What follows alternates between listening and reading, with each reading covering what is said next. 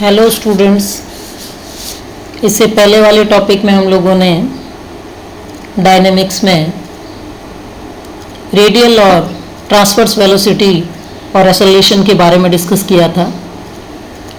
आज के टॉपिक में हम लोग टेंजेंशियल एंड नॉर्मल वेलोसिटीज़ और एक्सेलरेशन के बारे में बात करेंगे। टेंजेंशियल और नॉर्मल वेलोसिटी किसको कहते हैं, क्या होती है, कैसे निकालते हैं। टेंजेंशियल वेलोसिटी यानी स्पर्श रेखीय वेग और नॉर्मल वेलोसिटी यानी अभिलंबिक वेग। कोई भी पार्टिकल किसी कर्व पे गति करता हुआ किसी बिंदु पर पहुंचता है तो उस बिंदु पर यदि एक टेंजेंट खींची जाए और उसके अलोंग वेलोसिटी का रिजॉल्व पार्ट निकाला जाए तो वो वेलोसिटी का रिजॉल्व पार्ट क्या कहलाता है, स्पर्श रेखीय वेग कहलाता है। और यदि उसी बिंदु पर अभिलंब खींचा जाए, नॉर्मल खींचा जाए और उसके अलोंग वेलोसिटी का रिजॉल्व पार्ट निकाला जाए तो वो रिजॉल्व पार्ट क्या कहलाता है, नॉर्मल वेलोसिटी या अभिलंबिक वेग कहलाता है। अब हम एक डायग्राम देखते हैं। ये एक्स एक्सिस है OX, वाई एक्सिस है OY। मान लो इसमें एक कर्व है, ये कर्व है। इस कर्व पर एक क्या है, एक फिक्स पॉइंट है। कोई भी पार्टिकल इस कर्व पर गति करता हुआ चलता है। मान लो t टाइम पर वो पहुंचता है बिंदु P पर, t टाइम पर बिंदु P पर है, जहां ये जो चाप AP है इसकी वैल्यू कितनी है, मान लें हम लोग कि इसकी वैल्यू है S। मान लो t plus delta t time पे ये पार्टिकल गति करता हुआ कहां पहुंच जाता है, बिंदु Q पर, जहां चाप PQ का मान क्या है, डेल्टा S। बिंदु P पर एक टेंजेंट खींची जाए जिसको नाम दे दें हम PT। ये x एक्सिस के साथ कितना एंगल बनाती है, एंगल बनाती है साई। इसी तरह बिंदु Q पर भी एक टेंजेंट खींच लें जिसको नाम दे दें QT डैश। ये x एक्सिस के साथ एंगल कितना बनाती है, साई प्लस डेल्टा साई। अब यदि P पर जो टेंजेंट खींची गई है PT, उस पर Q से एक परपेंडिकुलर डाला जाए जो कि PT को M में मिलता है तो QM क्या हो गया, परपेंडिकुलर हो गया इस टेंजेंट पे।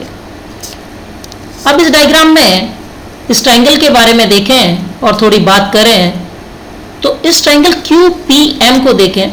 इस ट्रायंगल में अभी हम लोगों ने ये परपेंडिकुलर डाला था, ये क्या हो गया, बेस हो गया, और ये क्या हो गया, ये अपना हाइपोटेनस हो गया।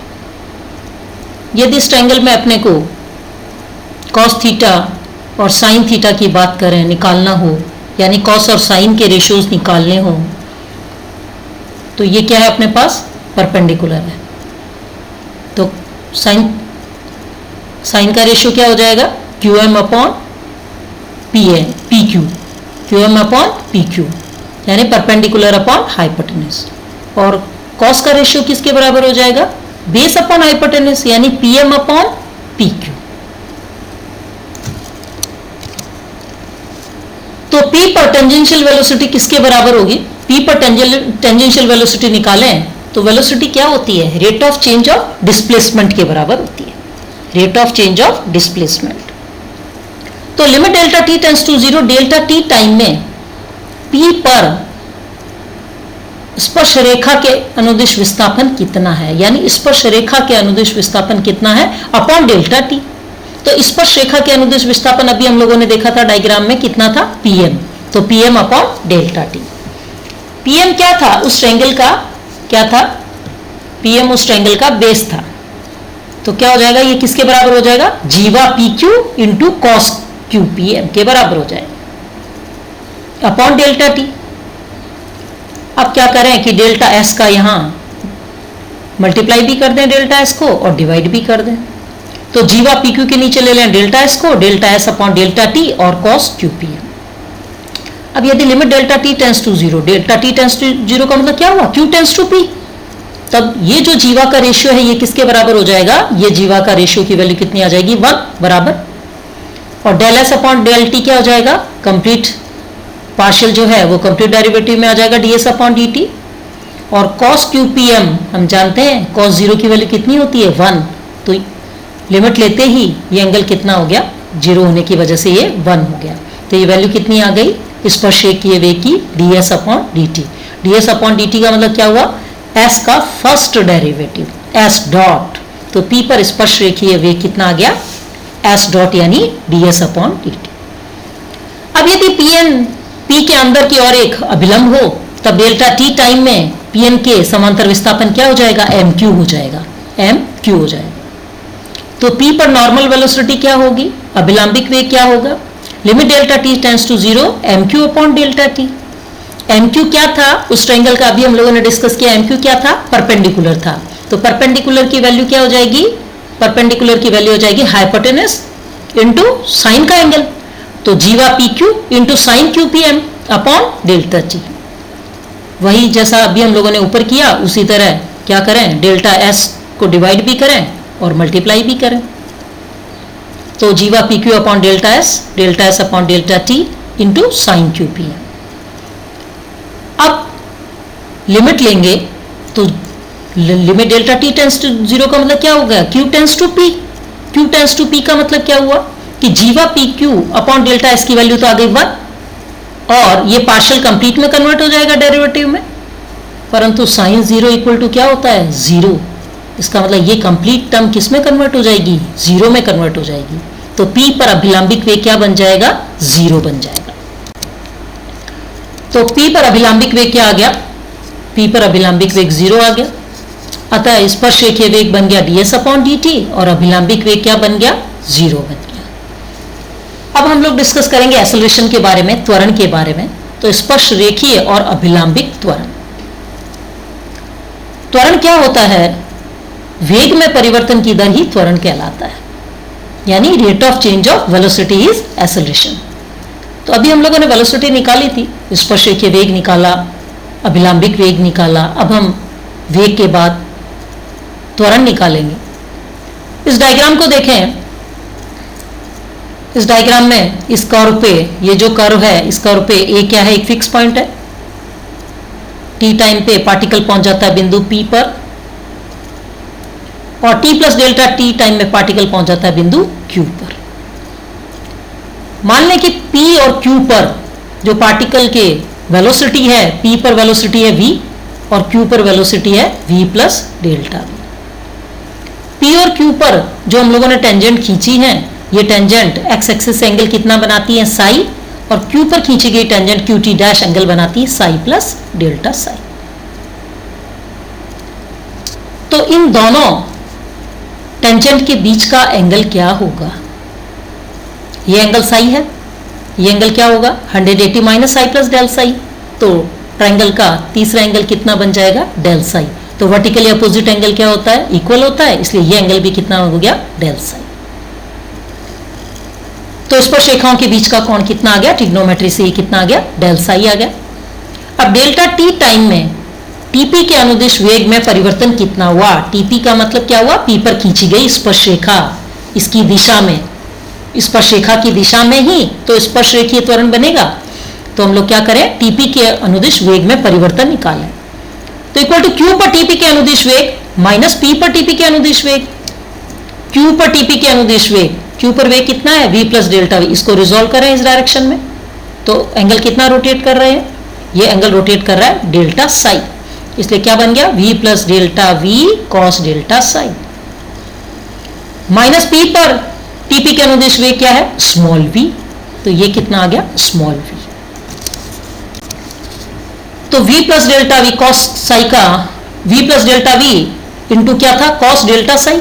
कॉस डेल्टा साई की सीरीज खोलें, एक्सपेंशन करें इसका, तो 1 माइनस डेल्टा साई की पावर 2 और फैक्टोरियल 2, डेल्टा साई की पावर 4 और factorial 4, minus and so on dash dash dash. Delta Sai बहुत छोटा एंगल है, इसके कारण इसकी क्या करें, इसके जितने भी हाईएस्ट पावर इनको छोड़ दें, तो अपने पास फर्स्ट टर्म क्या आ गया, 1 आ गया। ये 1 कॉस डेल्टा साई की जगह क्या हो गया, एक्सपेंड करने के बाद हमने क्या लिख दिया, डेल्टा साई की हायर पावर को छोड़ देने के बाद 1 लिख दिया, माइनस का भी, ब्रैकेट को खोले तो कितना बन गया, डेल वी। ये तो हुआ डेल्टा टी टाइम में स्पर्श रेखा टीपी के अनुदिश वेग में परिवर्तन। इसी प्रकार डेल्टा टी टाइम अंतराल में टीपी के लंबवत दिशा में वेग में परिवर्तन क्या होगा, टीपी की लंबवत दिशा में वेग क्या होगा, जहां साइन होगा वहां कॉस था, वहां क्या आ जाएगा, साइन आ गया, क्योंकि हम जानते हैं फोर्स के रिजॉल्व पार्ट क्या होते हैं, एफ कॉस साई और एफ साइन साई। तो v plus delta we sine delta Sai minus p की लंबवत दिशा में वेग क्या होगा, अभिलंबिक वेग क्या होता है, 0। तो ये क्या आ गया, 0 साइन डेल्टा साई। फिर साइन डेल्टा साई का एक्सपेंशन देखें, delta Sai minus delta Sai की पावर 3 और फैक्टोरियल 3 प्लस डेल्टा साई की पावर 5 और factorial 5 minus and so. Delta Sai छोटा होने के कारण इसकी हायर पावर को छोड़ दें, नेग्लेक्ट कर दें, तो फर्स्ट टर्म अपने पास क्या बचता है, डेल्टा साई। तो साइन डेल्टा साई की जगह क्या हो गया, डेल्टा साई, ये डेल्टा साई। अब इस ब्रैकेट को ओपन कर लें, खोल लें, तो v delta Sai plus delta we delta Sai. Delta we और डेल्टा साई दोनों ही बहुत छोटी टर्म है, इन दोनों टर्म्स को भी नेग्लेक्ट कर दें तो क्या बन गई, v प्लस डेल्टा वी। दोनों टर्म के मल्टीप्लिकेशन को नेग्लेक्ट कर दें, दोनों टर्म्स को नहीं, दोनों टर्म्स के मल्टीप्लिकेशन को नेग्लेक्ट कर दें, तो अपने पास टर्म क्या बच गई, v डेल्टा साई। अब त्वरण निकाला जाए तो p पर स्पर्श रेखीय त्वरण, क्यों वेग में परिवर्तन की दर त्वरण होता है, तो p पर स्पर्श रेखीय त्वरण क्या होगा, limit delta t tends to 0, delta t time में pt के अनुदिश वेग में परिवर्तन अपॉन डेल्टा t। pt के अनुदिश वेग में परिवर्तन अभी हम लोगों ने क्या निकाला था, डेल्टा v निकाला था, ये डेल्टा v था, ये है डेल्टा v, ये delta v upon delta t। Limit लेने के बाद पार्शियल कंप्लीट में कन्वर्ट हो गया, तो dv अपॉन dt, v की वैल्यू पुट करें, v बराबर ds अपॉन dt, तो क्या बन गया d2s over dt2, d2s over dt2। ये जो टर्म है इसमें ds की टर्म को इंसर्ट करने के लिए ds को डिवाइड भी कर दें और मल्टीप्लाई भी कर दें, तो dv upon ds into ds अपॉन dt, ds अपॉन dt दोबारा वापस क्या बन गया, v बन गया, तो v dv अपॉन ds।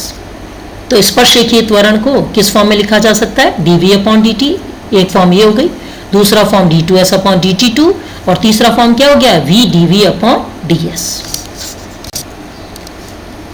तो स्पर्श रेखीय त्वरण अपने पास आ गया dv upon dt equal to d2s और dt2 equal to v dv upon ds। इसी प्रकार अभिलंबिक त्वरण निकालें, p पर अभिलंबिक त्वरण, limit delta t tends to 0, delta t time में tp के लंबवत दिशा में वेग में परिवर्तन अपॉन डेल्टा t। लंबवत दिशा में वेग क्या आया था, v डेल्टा साई, तो v delta psi upon delta t। Partial limit लेने के बाद पार्शियल हट गया तो क्या बन गया, d साई अपॉन dt। इस टर्म में ds को डिवाइड करें और ds को मल्टीप्लाई भी करें, तो ds साई ओवर ds और ds ओवर dt, तो ds ओवर dt तो क्या हो गया, वेलोसिटी v, और d psi over ds, rho बराबर क्या होता है, radius of curvature, rho radius of curvature होती है, वक्रता त्रिज्या होती है, ds अपॉन d साई होती है, तो d साई अपॉन ds क्या हो जाएगा, 1 अपॉन रो, तो ये क्या बन गया, v अपॉन रो यानी v स्क्वायर अपॉन रो। तो ये क्या बन गया, अभिलंबिक त्वरण। तो स्पर्श रेखीय त्वरण हो गया dv अपॉन dt, d2s और dt2 और v dv और ds, और अभिलंबिक त्वरण क्या बन गया, v स्क्वायर अपॉन रो, जहां रो क्या है, रेडियस ऑफ कर्वेचर है। इनको और क्लियर करने के लिए हम लोग एक एग्जांपल लेते हैं। मान लो कि एक कण किसी कर्व पर इस प्रकार चलता है कि इसके स्पर्श रेखीय और अभिलंबिक त्वरण आपस में समानुपातिक है, प्रोपोर्शनल है एक दूसरे के। उसकी स्पर्श रेखा का कोणीय वेग अचर है, तो हमें कर्व निकालना है कि कर्व क्या है। तो स्पर्श रेखीय त्वरण प्रोपोर्शनल है किसके, अभिलंबिक त्वरण के। कांस्टेंट ऑफ प्रोपोर्शनलिटी हटाएं तो क्या आ जाएगा, k आ जाएगा। तो स्पर्श रेखीय त्वरण अभी हम लोगों ने ऊपर डिस्कस किया था, ये रहा v dv ओवर ds, तो v dv over ds equal to k, अभिलंबिक त्वरण क्या बन गया, v स्क्वायर बाई। और स्पर्श रेखा का कोणीय वेग क्या दिया अपने को, कांस्टेंट, तो d साई, स्पर्श रेखा का कोण क्या होता है, साई होता है, तो कोणीय वेग क्या बन जाएगा, d साई ओवर dt। ये कांस्टेंट दिया, मान लो कि ये ओमेगा कांस्टेंट है। तो dv ओवर ds, यहां देखें इस टर्म में एक v की पावर दूसरी साइड से कैंसिल कर दें, तो क्या बन गया, dv over ds equal to k v upon rho, rho की वैल्यू पुट करें, ds अपॉन d साई, तो ये क्या बन गई term, k v d psi over ds, जहां रो क्या है, रेडियस ऑफ कर्वेचर है। तो dv over ds, dv over ds equal to k v d psi over ds। Variable को सेपरेट करें, dv के नीचे v ले जाएं और ds दोनों साइड से कैंसिल हो जाएगा, तो dv और v equal to k d psi. Integrate करें तो log v equal to k psi plus log c, तो log v upon c equal to k psi. तो v अपॉन सी इक्वल टू ई की पावर केस आई, या v equal to C E की पावर केस आई, यानी v का मतलब हुआ ds अपॉन dt equal to C E की पावर केस आई। हम लोगों को क्या निकालना है? कर्व निकालना है, कर्व निकालना है। इंट्रिंसिक फॉर्म क्या होती है? इंट्रिंसिक फॉर्म होती है कर्व की एस और साई में जो रिलेशन होता है वो क्या कहलाती है? इंट्रिंसिक फॉर्म कहलाती है। हमें कर्व निकालना है, यानी एस और साई में रिलेशन निकालना है। तो ds अपॉन dt बराबर क्या आ गया? सी ई की पावर केस आई, और डी साई अपॉन dt अपने को क्या दिया था? कांस्टेंट दिया था ओमेगा, ये हम लोगों ने कांस्टेंट माना था अभी। दोनों को डिवाइड कर दिया, दोनों को डिवाइड किया तो ds equal to C upon omega ई की पावर केस आई और डी साई। वेरिएबल सेपरेट हो गए, वेरिएबल सेपरेट होने के बाद इंटीग्रेट करें तो क्या टर्म बन गई? s equal to C upon K omega ई की पावर केस आई plus another constant of integration C dash. यदि c अपॉन के ओमेगा को अल्फा एज्यूम कर लिया जाए और c डैश को नया कांस्टेंट बीटा एज्यूम कर लिया जाए तो s इक्वल टू अल्फा ई की पावर केस आई प्लस बीटा, जहां अल्फा की वैल्यू ये है और बीटा की वैल्यू क्या है? c dash. ये क्या है? कांस्टेंट। ये क्या कहलाता है? ये कर्व कहलाता है, relation between s and Sai. Okay students, thanks.